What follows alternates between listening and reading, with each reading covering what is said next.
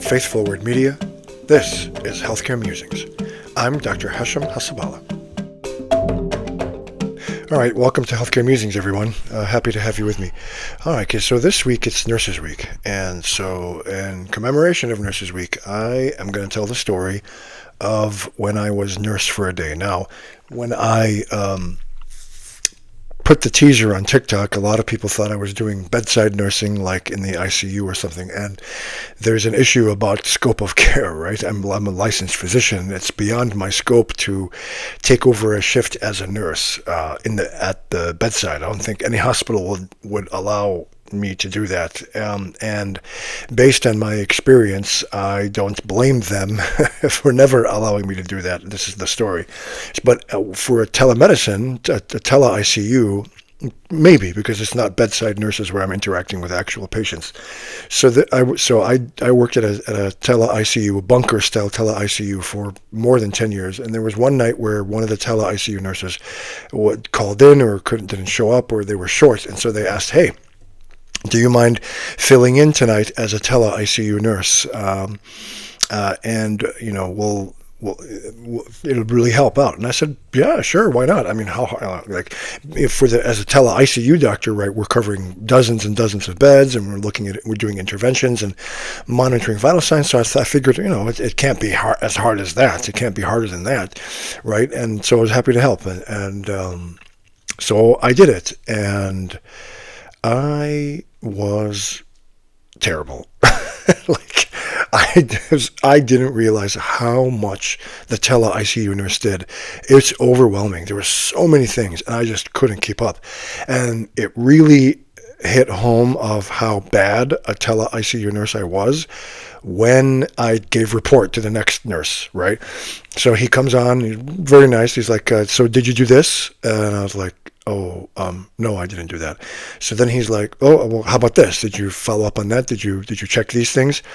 Oh, no, I didn't do that either. And then he's like, did you do this? No. Everything. And you can just see in his face the disappointment. You can feel it in his voice. But he's very nice. And I wonder if the other nurses are like, oh my God, this guy didn't do anything.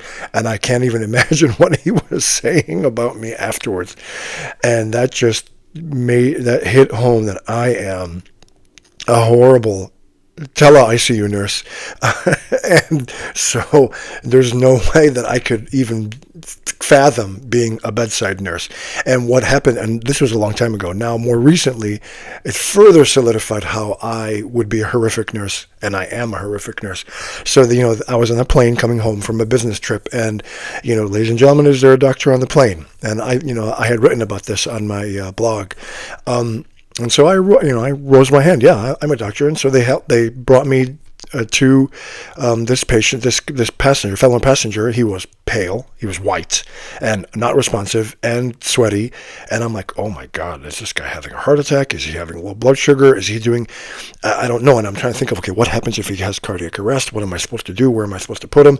And that's all going through my head, right? And then I realized, like, oh my God, I don't even know how to check a blood sugar. Like, how much? I don't even know how to do it. And then they give you this kit, right? And they has IV supplies and blood sugar supplies and medications and IV bags. And I'm just like, I don't even know how to check a blood sugar.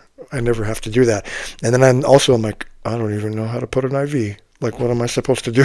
I don't even know how to put. I can put a central line, but they don't have central line kits on the plane. I don't know how to put an IV.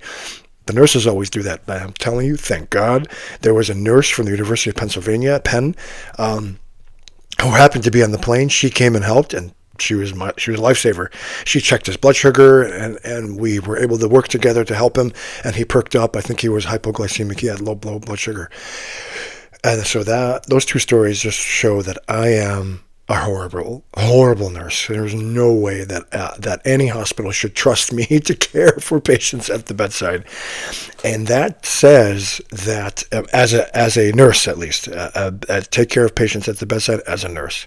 And that just further confirms why we should celebrate nursing and our nursing colleagues. I mean, it is true, and I say it all the time, that There is no care in healthcare without nurses. They are at the center of what we do for the patient, and it's 100% true.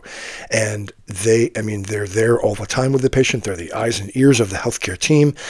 You ignore the nurse's gut at your peril and at the patient's peril. The nurses they are just so critical to what we do in healthcare, and we really couldn't do anything without them. And that's why they definitely deserve to be celebrated. They definitely deserve to be commemorated, and a week is really not enough. I always joke like we get a day as doctors, but nurses get a week. Oh, nurses deserve a month, to be quite honest, not just a week, for all that they do. And I still remember, and I still will never cease to be amazed and in awe of seeing nurses, especially early on in the pandemic, who went to the bedside when the family's on the iPad screaming they can't be there because we're blocking family to visit, and the patient's dying, and the nurse is there holding the patient's hand so that they don't die alone. I saw that over and over during the pandemic, and I'm still in awe and still grateful for what they did, putting their own lives at risk and the lives of their families at risk, especially early on with that fresh virus that was killing people left and right? And it was before the vaccine. So, really hats off to every single nurse all around the world for everything that they do. We can't do anything without them. It really pains me every time I see nurses leave the bedside to do something else, and I can't necessarily blame them. It depends on their career path or whatever.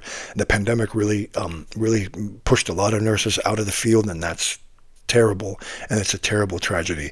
So, my experiences of trying to be a tele-ICU nurse and then trying to be, not being able to check blood sugar. And after, when I came back from the plane trip, I came to my team. I'm like, guys, I need to know how to do blood sugars. Please teach me. I have to learn how to put an IV. And I told them the story about the plane, and thank God for the ICU nurse who came and helped me. There is no care in healthcare without nurses.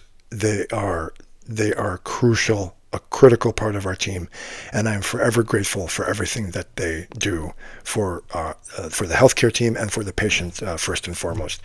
Thanks so much, guys, for your time and attention, and until next time, Hassaballa signing off on Healthcare Musings.